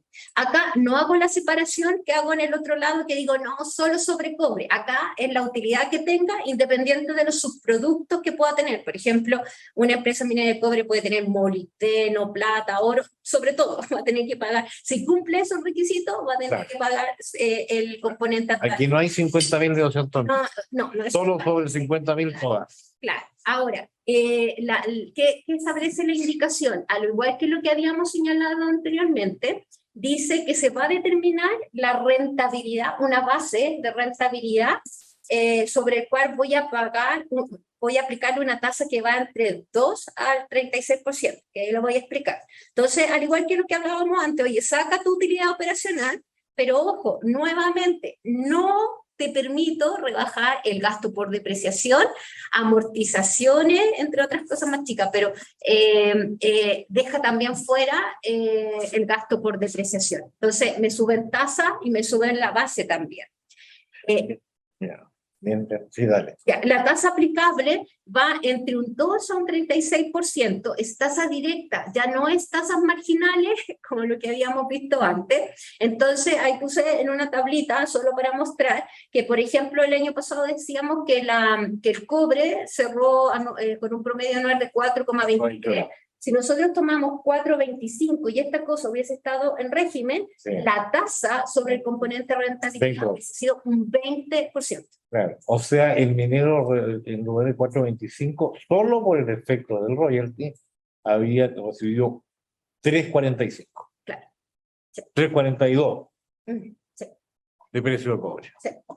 O sea, y acá, si ustedes se fijan, las tablas están indexadas, a diferencia de lo que existe hoy día, el precio del cobre ya no mira rentabilidad de las compañías mineras. Sí, fíjate que se supone que a mayor precio, más gana. Eso es lo que está asumiendo. Claro, pero fíjate que hay un problema bastante serio con esa forma de aplicarlo sobre el precio, que impacta mucho más al componente ad valorem que el de la rentabilidad, porque la rentabilidad, si desaparece la rentabilidad. No, pero con el de rentabilidad, lo que pasa es que esas tasas son muy altas, entonces sí, claro, también hay un efecto sí, bien ad valorem, pero por las tasas de rentabilidad también se están disparando. Sí, no, eso, pero imagínate, lo que decíamos, un 20%, sí, el día es de 5 al 14, entonces hoy día aplicarías un 20% con un precio de $4 la libra. Sí, pero ese 20% sobre el 4,25 se aplica sobre la rentabilidad. Sobre la rentabilidad. Solamente.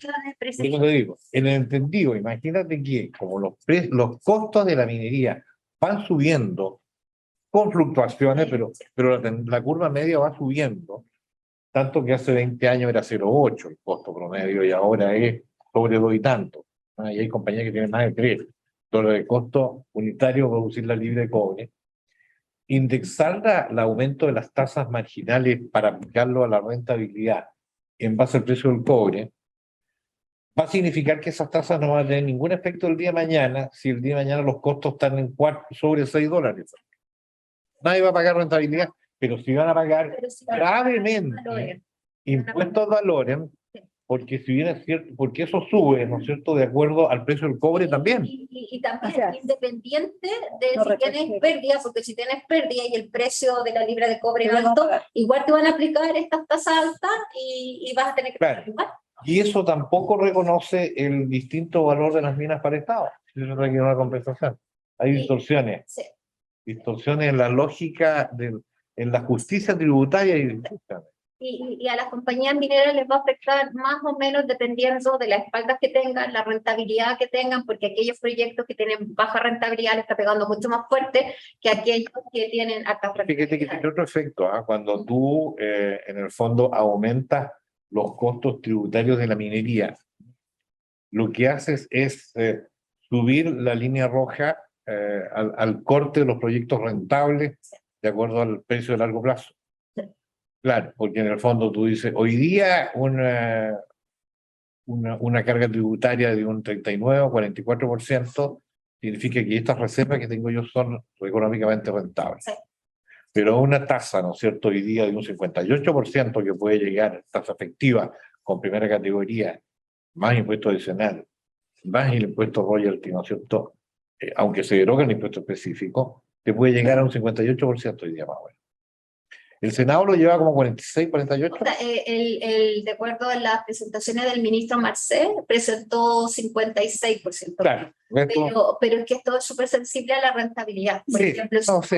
con los datos del 2021, Sí. supera el 50, es como 53, algo así, pero Claro. cuando son menos rentables, el efecto es mucho mayor. El efecto O sea, es mucho mayor. todo depende de la rentabilidad No, sí. y de los precios que estén Pero los precios hoy día, estábamos hablando en de precios 56. 50, Claro. más de 53, Que 50. nos deja fuera de competencia, porque Perú tiene 42, 43. Y de hecho con el anterior, ese que se veía con tasas de 2 al 8, eran tasas más bajas, pero igual dejaban un tramo superior a Chile, pero por Sí. esto que volvimos como al iniciar que era la tasa alta, o sea, con de acuerdo a la presentación del ministro Marcel, está justo en la mitad, entre el que está en la Comisión de Minería y el que estaba en la Cámara de Diputados, está al medio. Pero así todo sigue no siendo competitivo con Perú. No, Ese es el no. El del Senado yo diría sí, un poquitito más arriba que Perú, pero O sea, la brecha claro, se acepta. está un poquitito más alto Sí, que el de Perú. Pero ¿sabes cuál ¿qué es? va a pasar con esto? Que si esto se aprueba, ¿qué va a hacer al día siguiente Perú? Va a tomar esto y las va a subir. Sí, seguro, sí, seguro. Bueno, Ese va a ser el efecto, que Perú se va mejor que lo hagan. Sí. Mejor que lo hagan. Lo que pasa es que tenemos otras desventajas competitivas con Perú nosotros, que las desventajas geológicas, yacimientos más viejos, con más impureza y con menores leyes. Entonces hay una mezcla de los elementos de competitividad, uno de los cuales es este. Entonces no podemos aumentarlo, sí. Sí. Eso, Carolina, algo más tienes, ¿no? También mencionar como Gloria, perdón. como habías mencionado, estas indicaciones derogan el 64 bis y 64 ter, por eso que cuando Evelyn mencionaba que se eliminaba, era porque está recogido acá. Porque se elimina de la ley de impuesto a la renta estas normas que regulan el impuesto específico a la minería, va a estar regulado acá. Como se elimina para todo, y esto es solo para la gran minería del cobre, en el artículo 4 se establece una tributación similar al actual impuesto específico a la minería, que sería aplicable también para el resto de la empresa minera. De hecho, yo revisé las tasas son las mismas. Pero ¿cuál es el efecto? Que cuando se señala cómo se determina la base sobre la cual se va a aplicar el componente de rentabilidad, y se indica, oye, no más gasto por depreciación, no más gasto por amortizaciones, es común para todas. Entonces, cuando dice, oh, voy a aumentar la recaudación para la gran minería del cobre, pero indirectamente me está golpeando al oro, la plata y todo, porque también está dejando la depreciación fuera. Entonces, no sé si un tema de redacción, entiendo que en su minuto hubo reuniones con Hacienda, y Hacienda había dicho que para el resto de la industria distinto del cobre se iba a mantener tal cual, pero si tú lees, no está así. Sí, va a mantener tal cual que el impuesto específico. Para el resto, para el oro, la plata, Sí. pero no está redactado así. No, está redactado como que se deroga totalmente. No, lo que pasa es que lo que se había dicho con Hacienda era para la minería distinta del cobre, iba a seguir aplicándose el impuesto específico actual, solo que no iba a estar en la ley de la renta, Claro. para acá, pero iba a ser igual. Pero ¿cuál es el efecto? Que cuando tú ves redactada la norma, este tema de cómo se determina la base del componente de rentabilidad, para todas dice que no se acepta el gasto por depreciación, y hoy día sí se acepta. Ya hay un Entonces, cambio. pegando indirectamente. O sea, sigue el impuesto específico de la actividad minera tal cual existe hoy día para todo aquello que no sea cobre, pero no pudiendo deducir la depreciación. Ahora, eso se está hablando porque en su minuto el ministro de Minería, o sea, el ministro de Hacienda, había dicho que no iban a haber cambios, pero como están redactadas las indicaciones, están de esa forma, se está hablando con ellos. ¿Qué pasa con aquellas mineras polimetálicas que producen, como estábamos hablando recién, cobre, oro, plata, molibdeno, otras pastas, en fin? ¿Cómo lo haces para determinar la proporción de la rentabilidad que te da cada una de esas pastas? Pero acuérdate que dijimos, si el componente valores hace la discriminación, que solo se aplica sobre las ventas de cobre si cumples estas toneladas equivalentes. Si no la para la compro. rentabilidad no. Para la rentabilidad, si tú tienes más de 50.000 toneladas equivalentes a cobre, pagas por... Y si no los tengo 40.000 de O cobre. sea, no pagas el royalty por el componente de rentabilidad, Claro. sí pagas el impuesto específico a la minería. Por todo, pero menos por el cobre. No, por todo, porque no te aplicaría te aplicaría el otro. Porque si no cumples los requisitos, quedas con el actual impuesto específico a la minería. Eso es lo que se propone. Esto es afectar a la gran minería del cobre. Sí. ¿Ya? Ya, de acuerdo a la vigencia, esto comenzaría a regir desde el 1 de enero del 2024, pero también hay que tener presente que a las empresas mineras todavía le queda algo de contrato de invariabilidad. La mayoría el 23, pero hay otras que vencen el Sí, 24. hay algunas que tienen el como 27, 2036. Quebrada Blanca tiene 15 años a contar de hoy. Claro. Entonces, Quebrada Blanca pero también le dan la opción de que pueden renunciar. No sé, Bueno. van a querer renunciar, pero porque no hay zanahoria como en los casos anteriores. Sí, también tener en consideración que de acuerdo a lo que decía el ministro, se supone que de acuerdo a las proyecciones que habían hecho ellos, a un precio de 3,7, ellos decían que iban a recaudar un 0,5% del PIB de mayor recaudación. Oye, con esto estamos diciendo... 400 millones de dólares. Pero lo que estamos diciendo es el royalty minero, es la mayor recaudación. Como esto es gasto para primera, voy a tener menos plata adicional, el efecto neto va a ser eso.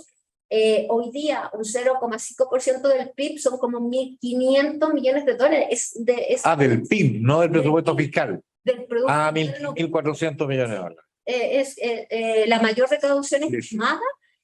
Si esto hubiese estado en vigencia a un 3,7, un 0,5% del PIB. Claro. Y se estima que cuando esto entre en vigencia plena, porque entra el 1 de enero del 2024, pero va a tener su efecto más adelante por el tema de los convenios de doble tributación, que sería más o menos 2025-26, se proyecta que sería un 0,5, un 0,6% del PIB.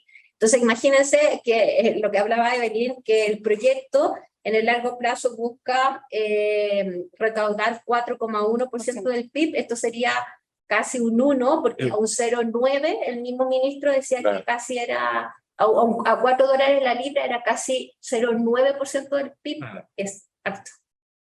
Ya, o sea, claro. El impacto es importante.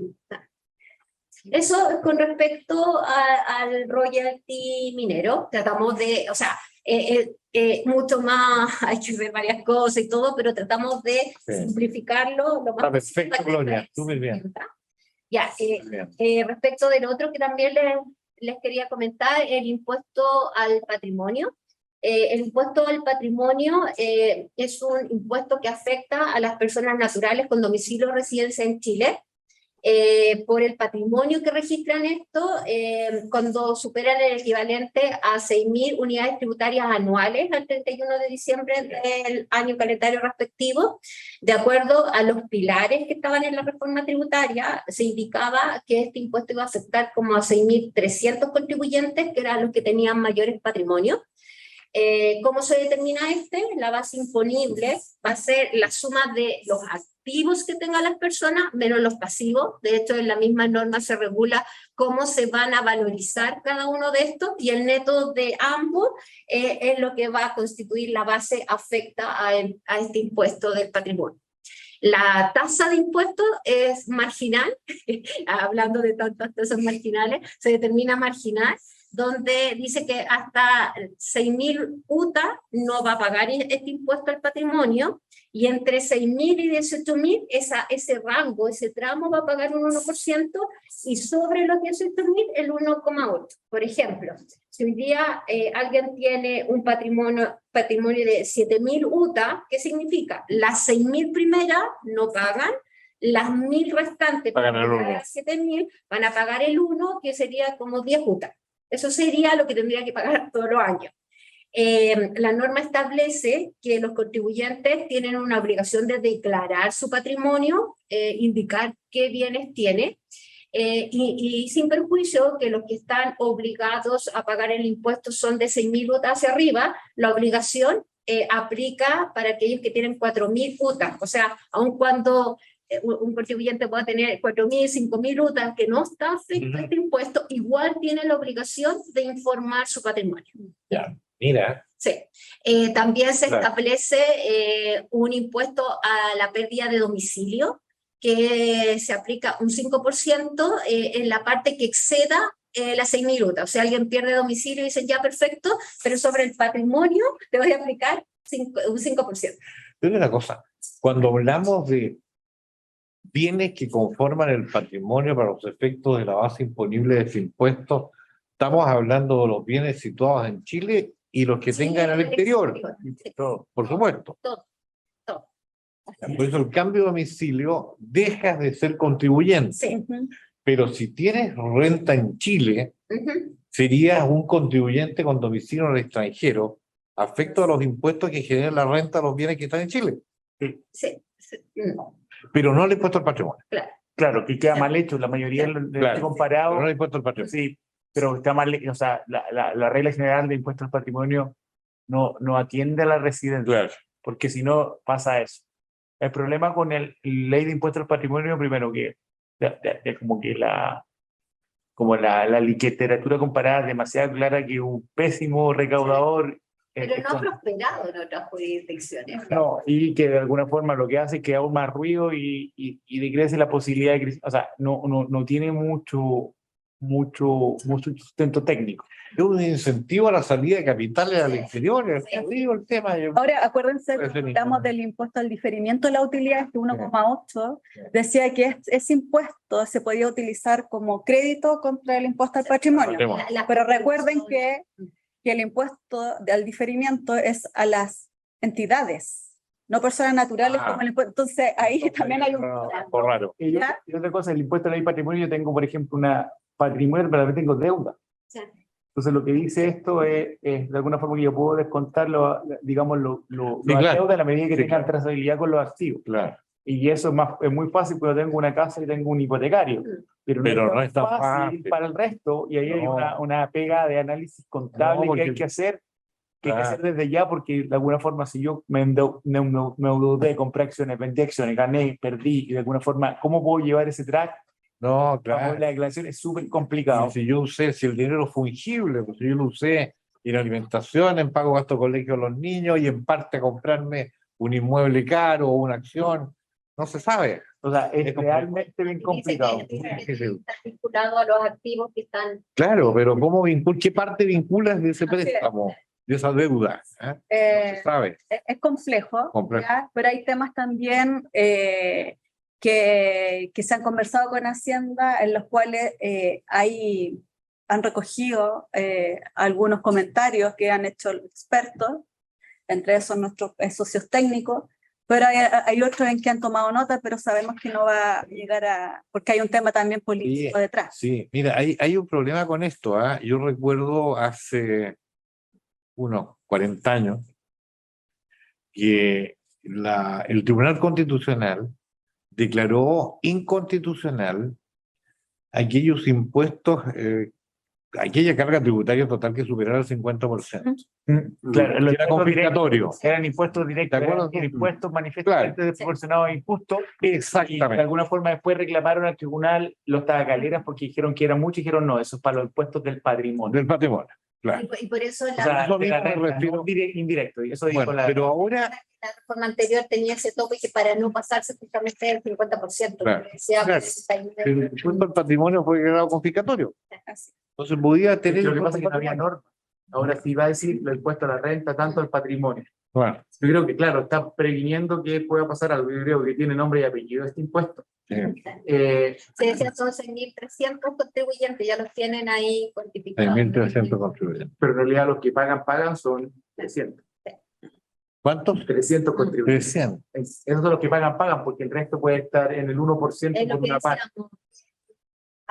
Tampoco. Sí. Pero este no es el peor de todo. Yo creo que hay un impuesto peor que este que no está en las láminas, que el exit tax. ¿El qué? El impuesto de salida. Lo que dice El la norma 5%. es el 5%, pero Cuando cambia el no domicilio. lo había visto nunca, porque todo el exit Sí. tax es como que es sobre la ganancia de capital, sobre tu ganancia. En Estados Unidos claro. te aplican exit tax y te aplican sobre, como si hubierais vendido todo. Sí, el 5% Y de tu aquí patrimonio. 5% de todo. Patrimonio que sacas. La parte que sea de las 6.000 UTA, el Claro. 5%. Ah, verdad. Ahí está. Ya está, no se está. Ah, sabes que Ese sí que, digamos, desde el punto de vista de la técnica tributaria está peor que la ley de impuesto al patrimonio. Y ese más encima dice que se aplica para los que salgan después del 1 de enero del 2024. O sea, ¿qué te está diciendo? Te dice lleva que tanto. te tenés que ir antes. al tiro. Bueno, ¿Eso es Gloria? Sí, y lo último solo que este tiene vigencia 2024 y solo por un año. El primer año le van a aplicar 1,8 a la parte que sea la 10.000. bueno, Perfecto. agradecerle, nos pasamos un poquito del tiempo. Cualquier consulta, por favor háganla llegar a nuestros correos y ahí podemos ver cómo los podemos ayudar. Recuerden que nosotros también somos asociados a Primin, ¿ya? Así es que la idea es generar sinergias para todos, ¿ya? Así es que cuenten con nosotros como firma, ¿sí? No, sí, Eso, cosas, sí. y vamos a tener que repetir esta charla para ver la acción 2.0, así que ahí veremos. Bien, Bueno, uno de los grandes aportes que nos da Deloitte como asociado es justamente aportar conocimiento a nuestros asociados, no solo en materia tributaria, que cualquier materia de apoyo que necesiten nuestras empresas, ya contamos con un socio adentro que nos, por lo tanto, que nos va a tratar mejor por ser empresa asociada. sí. Eso esperamos. Y también a quienes nos están viendo a través de nuestro canal de YouTube, a Primin TV, ahí están los correos de los ejecutivos de nuestras empresas asociadas que estuvieron con nosotros y siempre se pueden comunicar también a través nuestro, así que Sí. está la información disponible. Sergio, Mario parece que solicitó reactivar audio, ¿no? ¿no? Mario, ¿No? No, Yo- está Ah, muteado. no. Está- Ah, No, solamente agradecer la oportunidad, digamos, y efectivamente, como se mencionó en la presentación, todos estos efectos tributarios también tienen efectos contables. Muchas gracias. ese. perfecto, Mario. Buen comentario. Muy bien, pues. Muchas gracias. Pues, muchas gracias. Muchas gracias, muy Muchas gentil. gracias. Muchas gracias. Chao, muchas gracias. Chao, chao. Bueno, Chao, chao.